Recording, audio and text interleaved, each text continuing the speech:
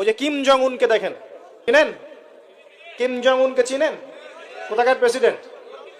তার দেশের মানুষ খাবার খেতে পারে না, আর সে মিসাইল বানায় বসে বসে। আর আমেরিকা পশ্চিমা থেকে ভয় দেখায়, ভয় দেখায় না? দেখেছেন? ওর ওই উত্তর কোরিয়া হামলা চালাতে হলে 100 বার চিন্তা করতে হবে পশ্চিমাদেরকে। হ্যাঁ, কারণ সে 8-10টা মুসলিম কান্ট্রির মতো না যাদের কাছে এরকম কোনো অস্ত্র নাই। কথা বুঝতে পারছেন? ওকে অত সহজে কিন্তু কেউ আক্রমণ করবে না। তারপরে ও আবার চায়নার সাথে ওর বন্ধুত্ব আছে, রাশিয়ার সাথে ওর বন্ধুত্ব আছে, ঠিক আছে? এর একটা অ্যালায়েন্স, এটাকে জিওপলিটিক্যাল ভাষায় ওদের অ্যালায়েন্স বলে। তো ওরা শক্তিশালী হলো কিভাবে? শুধুমাত্র ফাইন্যান্স দিয়ে না, এখানে পলিটিক্যাল ভিত্তি শক্ত, অস্ত্র শস্ত্র তাদের আছে। এখন বহির্বিশ্বের শত্রুরা ওদের দিকে চোখ তুলতে পারছে না, এত সহজ না। তো দেখেন আমাদের পিছিয়ে পড়ার এগুলোও কারণ আছে। মুসলিম কান্ট্রিগুলোর দিকে তাকায় দেখেন, কয়টা মুসলিম কান্ট্রি এইসব ক্ষেত্রে স্বয়ংসম্পূর্ণ? কয়টা কান্ট্রি দেখবেন আপনি?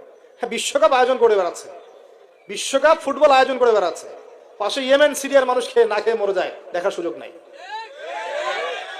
কি করছে? ওইখানে বেস ক্যাম্প দিয়ে রেখেছে পশ্চিমাদের জন্য, ওখানে বেস ক্যাম্প ঘাঁটি দিয়ে রেখেছে পশ্চিমাদের জন্য। এবং বহু মুসলিম কান্ট্রি যারা মানে আমাদের কাছে এখন আইডল হয়ে বসে আছে, ভিতরে ভিতরে ইহুদি খ্রিস্টানদের সাথে বন্ধুত্ব করে বসে আছে।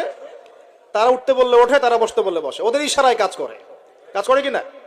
জিওপলিটিক্যাল ভিত্তি দুর্বল, ইকোনমিক ভিত্তি দুর্বল, ফাইন্যান্স দুর্বল।